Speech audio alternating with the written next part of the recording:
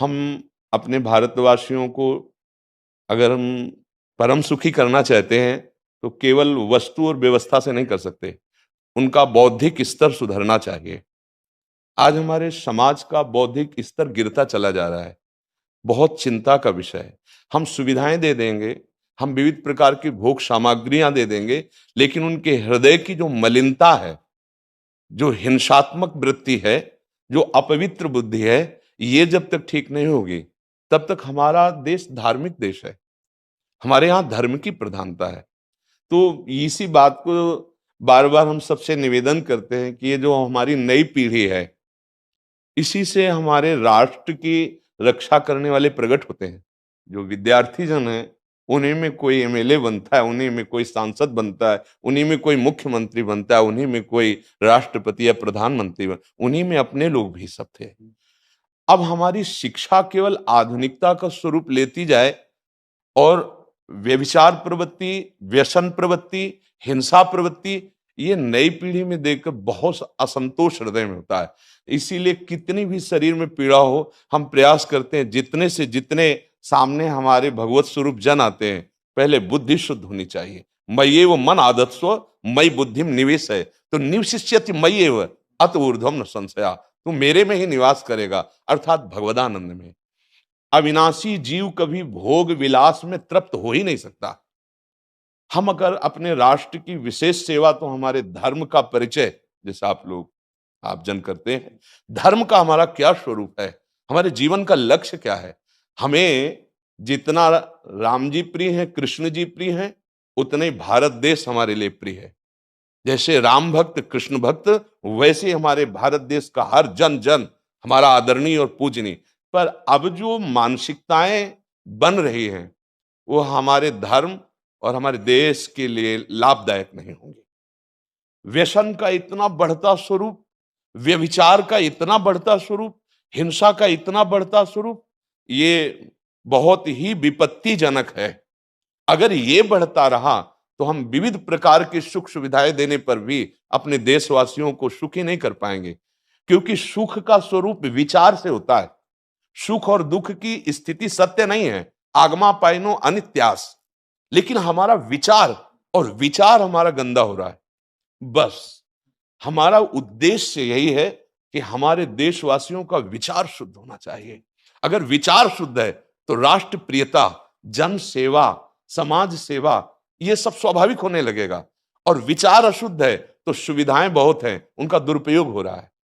तो बस आप सबसे बड़े बड़े जो उपदेष्टा जन हैं, जो बड़े बड़े धर्म की रक्षा के लिए भगवान ने जिनको भेजा है, उन सबसे यही प्रार्थना है कि सब व्यवस्था करते हुए हमारे देशवासियों की बुद्धि अध्यात्म को समझे। बिना अध्यात्म को समझे दुख सुख की समानता बिना किए परम सुख का अनुभव हो ही नहीं सकता। इस मायाकृत भोग पदार्थों को भगवान ने दुख योनया कहा है।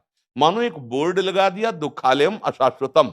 और हम सब यही चाहते हैं कि लौकिक भोगों को भोगने से ही हमारा राष्ट्र सुखी हो जाएगा या हम सुखी हो जाएंगे। नहीं, लौकिक भोगों को पूजन सामग्री बना करके और साध्य सच्चिदानंद प्रभु को रखा जाए तो आनंद की उमंगन हो जाएगी। बहुत सुंदर मानव जीवन का स्वरूप है, जिसे देव दुर्लभ कहा गया। दुर्लभो मानुषो देहो, लेकिन क्या दुर्लभता शब्द स्पर्श रूप रस गंध इन्हीं विषय के भोगने की या इन्हीं सुविधाओं के लिए दुर्लभ कहा गया?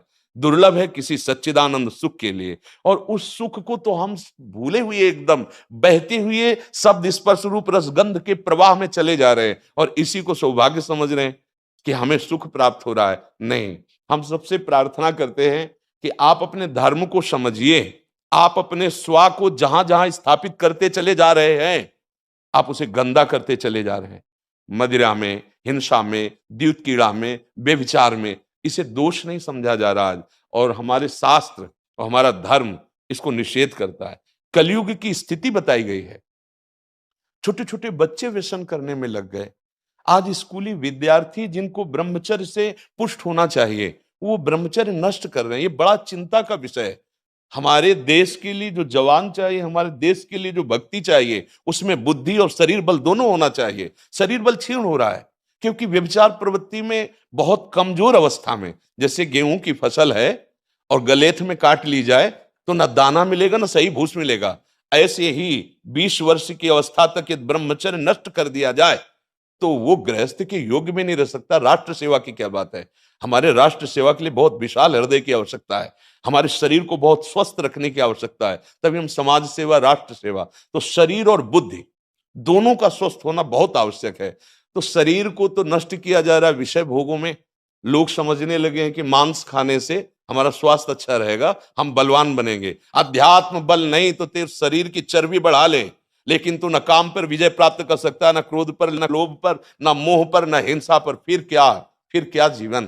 तो इसीलिए हमारा बार बार हृदय में सबसे प्रार्थना है, जिस संत भगवान भी आते हैं, ये देखो इस समय आवश्यकता विचार शुद्ध करने की है, आहार शुद्ध करने की है, आचरण शुद्ध करने की है। हमारे देश ने चरित्र की पूजा की है। रावण किसी बात में कम नहीं था। आज भी कोई शिव अगर अभिषेक होता है तो तांडव स्तोत्र उसी का गाया जाता है। जटाटवी गलत ज्वल प्रवाह पावित स्थले। ऐसा विद्वान और ऐसा बलवान जो 20 बार जैसे झूला आराध्य देव को झुलाया जाए, ऐसे महादेव सहित पार्वती को बाजुओं पे झुलाया, वो महाबली चरित्रहीन हो गया तो अपने देशवासियों ने राक्षस कह दिया उसको। चरित्र, आज हम चरित्र पर ध्यान ही नहीं दे रहे। चरित्र बेचना मतलब कोई समझ में नहीं आ रहा। छोटे छोटे बच्चे चरित्रहीन हो रहे हैं। हमारा राष्ट्र संकट में पड़ जाएगा अगर हमारे बच्चे व्यवस्थित नहीं हुए, उनकी बुद्धि शुद्ध नहीं हुई, उनका स्वास्थ्य ठीक नहीं रहा। कौन आगे चल कर के है? यही पीढ़ी तो है ना, इन्हीं में से तो निकलते हैं हमारे राष्ट्र भक्त, भगवत भक्त, देश सेवी। तो सबसे ये प्रार्थना है कि हमारे नई पीढ़ी को सुधारा जाए।